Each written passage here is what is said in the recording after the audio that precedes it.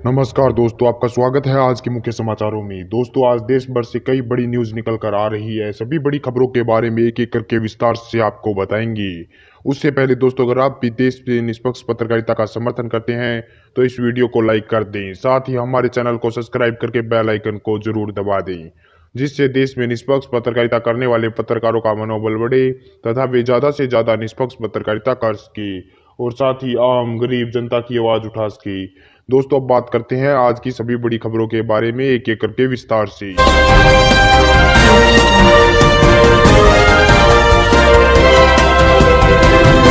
ने भारतीय क्षेत्र को चीन को सौंप दिया। जी हां दोस्तों, आपको बता दें कि चीन लद्दाख गतिरोध पर आज फिर से राहुल गांधी ने प्रधानमंत्री मोदी पर निशाना साधा है और आरोप लगाया है कि प्रधानमंत्री मोदी ने भारतीय क्षेत्र को चीन को सौंप दिया है। आगे राहुल गांधी ने ट्वीट किया और कहा कि प्रधानमंत्री मोदी ने चीनी आक्रामकता के आगे भारतीय क्षेत्र को चीन को सौंप दिया है। प्रधानमंत्री मोदी चीन से डर गए। आगे राहुल गांधी ने कहा कि अगर ये भूमि चीन की थी तो हमारे सैनिक क्यों शहीद हुए, वे कहाँ शहीद हुए, मोदी सरकार ये बताए। वहीं आगे आपको बता दें कि शुक्रवार को बुलाई गई सर्वदलीय बैठक में प्रधानमंत्री मोदी ने कहा था कि कोई हमारे क्षेत्र में नहीं घुसा है और हमारी चौकी पर भी चीन ने कब्जा नहीं किया है। इसी को लेकर आज राहुल गांधी ने प्रधानमंत्री मोदी से ये सवाल पूछे और कहा है कि प्रधानमंत्री मोदी बताएं कि कहां पर हमारे जवान शहीद हुए अगर चीन ने हमारी जमीन पर कब्जा नहीं किया है। मोदी पूरे देश से झूठ बोले तो ये काफी बड़ा हमला आज राहुल गांधी ने फिर से चीन मसले पर बोला है। इसी बीच बढ़ते दोस्तों अगली बड़ी खबर की ओर तो चीन के साथ चल रहे गतिरोध पर अब मोदी सरकार को नेपाल से बड़ा झटका। नेपाल ने मोतिहारी के क्षेत्र पर जताया आज अपना दावा, तटबंध निर्माण कार्य भी जबरदस्ती रुकवाया। जी हां दोस्तों, आपको बता दें ये काफी बड़ी और अहम खबर सामने निकल कर आ रही है कि पड़ोसी देश चीन के साथ तनतनी के बीच नेपाल ने एक बार फिर से मोदी सरकार को बड़ा झटका दिया है। नेपाल ने एक बार फिर से भारत के समीपवर्ती पूर्वी चंपारण जिले के एक हिस्से पर आज अपना दावा किया है। नेपाल ने मोतिहारी के ढाका ब्लॉक में नदी पर बन रहे तटबंध को मजबूत बनाने के लिए हो रहे निर्माण को ये कहते हुए आज जबरदस्ती रुकवा दिया है कि ये उसका इलाका है। ये तटबंध लाल बगिया नदी पर बनाया जा रहा है भारत की तरफ से। इस तटबंध का निर्माण प्रदेश के जल संसाधन विभाग ने बहुत साल पहले किया था और मानसून से पहले हर साल इसको मजबूत किया जाता है, लेकिन अब इसको नेपाल ने रोक लगा दी है। नेपाल ने कहा है कि इसका कुछ हिस्सा उसकी जमीन पर है जो उसके अधिकार क्षेत्र में है। नेपाल के अफसरों ने तटबंध के उत्तरी छोर पर निर्माण कार्य को रुकवा दिया है जबरदस्ती। तो ये काफी और अहम बड़ी खबर सामने निकल कर आ रही है। इससे पहले ही नेपाल की संसद ने एक विवादित नक्शे को मंजूरी दी थी जिसमें उत्तराखंड राज्य के लिपुलेख, काला पानी और लिम्पियादुरा पर दावा जताते हुए उसे अपना बताया था, लेकिन अब एक बार फिर से मोदी सरकार को नेपाल ने ये झटका दिया है। इसी बीच बढ़ते दोस्तों अगली बड़ी खबर की ओर तो 8 राज्यों के 19 राज्यसभा सीटों के आए नतीजे, जानिए किसे कहां मिली। जी हां दोस्तों, आपको बता दें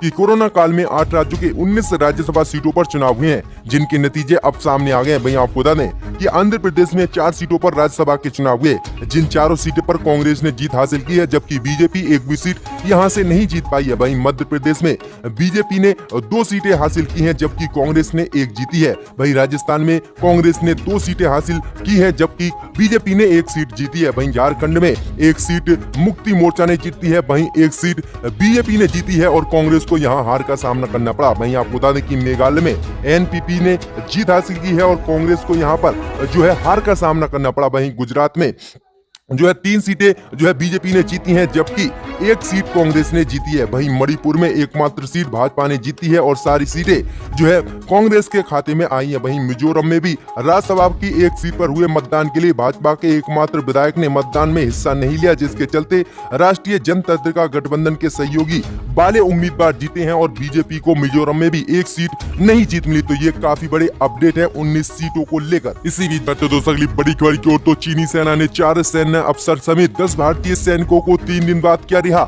मोदी सरकार के झूठ की खुली पोल। जहाँ दोस्तों आपको बता दें कि भले ही अब चीनी सैनिकों के कब्जे में कोई भारतीय सैनिक नहीं है, मगर ये बात सामने आई थी कि चीन ने 10 भारतीय सैनिकों को 3 दिन तक बंधक बनाए रखने के बाद गुरुवार शाम को रिहा कर दिया है। वास्तविक नियंत्रण रेखा पर गलवान घाटी में सोमवार मंगलवार रात हुई खूनी संघर्ष के दौरान चीन की पीपुल्स लिबरेशन आर्मी ने इन सैनिकों को अपने कब्जे में ले लिया था, जिसके बाद विदेश मंत्रालय और मोदी सरकार ने कहा था कि कोई भी भारतीय जवान चीन के कब्जे में नहीं है, लेकिन अब जब भारतीय जवानों को छोड़ा गया है तो ये बात सामने निकल कर आई है कि चीनी सेना ने उस दिन घटना के बाद 10 भारतीय जवानों को पकड़ लिया था और अपने कब्जे में कर लिया था, जिसके बाद उन्हें अब छोड़ा गया है। तो ये काफी बड़े मोदी सरकार के झूठ भी सामने निकल कर आए हैं। इसी बीच बैठे दोस्तों अगली बड़ी खबर की ओर, तो दिल्ली में उपराज्यपाल ने होम क्वारंटीन पर लगाई रोक। नाराज केजरीवाल सरकार ने कहा कि मनमाने फैसले से कोरोना की जंग पर पड़ रहा है बहुत बड़ा असर। जहां दोस्तों आपको बता दें कि दिल्ली में उपराज्यपाल अनिल बैजल ने होम क्वारंटीन के फैसले को पलट दिया है। उपराज्यपाल के फैसले के बाद अब दिल्ली में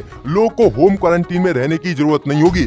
दिल्ली के उपराज्यपाल अनिल बैजल ने गृह मंत्रालय की सलाह को मानते हुए आदेश जारी कर दिया है। लेकिन इस फैसले के बाद एक बार फिर से दिल्ली में उपराज्यपाल और दिल्ली सरकार आमने सामने आ गई है। दिल्ली की सरकार ने इस फैसले पर नाराजगी जताते हुए आम आदमी पार्टी की सरकार का कहना है कि इस फैसले से लोग अब टेस्ट करवाने से बचेंगे। दरअसल गृह मंत्रालय की सलाह मानते हुए एलजी ने नया आदेश जारी कर दिया था। एलजी द्वारा जारी आदेश के मुताबिक दिल्ली में रहने वाले लोगों को होम क्वारंटीन नहीं बल्कि 5 दिन क्वारंटीन सेंटर में रहना होगा। अब आप सरकार का कहना है कि इस फैसले की वजह से लोग टेस्ट करवाने से घबराएंगे। वहीं कोरोना पीड़ितों के इलाज में जुटे डॉक्टरों और नर्सों पर भी दबाव बहुत ज्यादा बढ़ जाएगा। आपको बता दें कि अपने आदेश में उपराज्यपाल अनिल बैजल ने कहा है कि 5 दिन इंस्टीट्यूशनल क्वारंटीन में रहने के बाद अगर किसी मरीज में कोरोना के लक्षण नहीं दिखते हैं तो उसे होम क्वारंटीन के लिए भेज दिया जाएगा। तो ये काफी बड़ा फैसला जो है लिया गया है उपराज्यपाल की तरफ। इसी बीच बढ़ते दोस्तों अगली बड़ी खबर की ओर, तो भाजपा को वोट देने पर सपा विधायक पार्टी से निष्कासित। बसपा ने अभी नहीं लिया कोई फैसला। जहां दोस्तों आपको बता दें कि मध्य प्रदेश में बसपा के 2 और सपा के 1 इकलौते विधायक की अब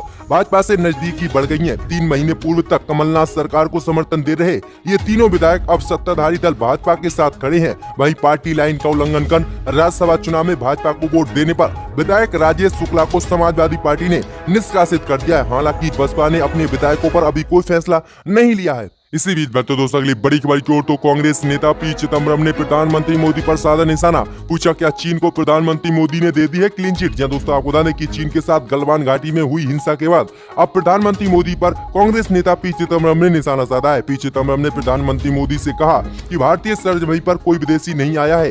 प्रधानमंत्री मोदी कहते हैं क्या ये सही है। आगे उन्होंने कहा कि फिर 5-6 मई को आखिरकार क्या हुआ था। 16-17 जून को दोनों देशों के सैनिकों के बीच हिंसक झड़प क्यों हुई थी। कैसे भारत के 20 जवान शहीद हुए अगर चीन भारत की सरजमी पर नहीं आया था, प्रधानमंत्री मोदी बताए। वहीं आगे पी चिदम्बरम ने प्रधानमंत्री मोदी से पूछा कि अगर दोनों देशों के बीच किसी तरह का कोई विवाद ही नहीं था तो दोनों देशों के बीच 6 जून को कमांडर स्तर की बात क्यों की गई।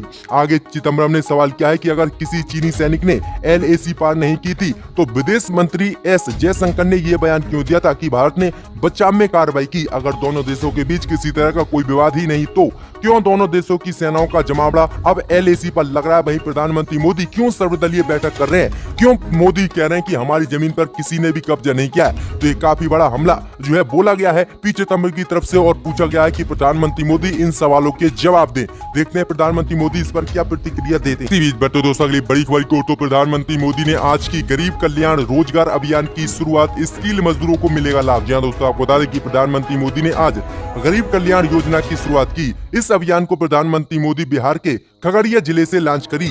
इस मौके पर वीडियो कॉन्फ्रेंसिंग के माध्यम से मुख्यमंत्री नीतीश कुमार और उप मुख्यमंत्री सुशील मोदी मौजूद रहे। वहीं गरीब कल्याण रोजगार अभियान के दौरान लॉकडाउन में अपने राज्य और गांव वापस लौटकर आए लाखों प्रवासी मजदूरों के रोजगार और पुनर्वास के लिए पूरा मेगा प्लान मोदी सरकार द्वारा इस योजना के तहत तैयार किया गया है। इस अभियान के तहत 50,000 करोड़ रुपए के सार्वजनिक कार्य कराए जाएंगे। वहीं प्रधानमंत्री मोदी के मुताबिक 6 राज्यों के 116 जिले में 125 दिनों तक ये अभियान चलाया जाएगा। इस अभियान के सरकारी तंत्र प्रवासी मजदूरों की सहायता के लिए मिशन मोड में काम करेंगे। तो ये काफी बड़ा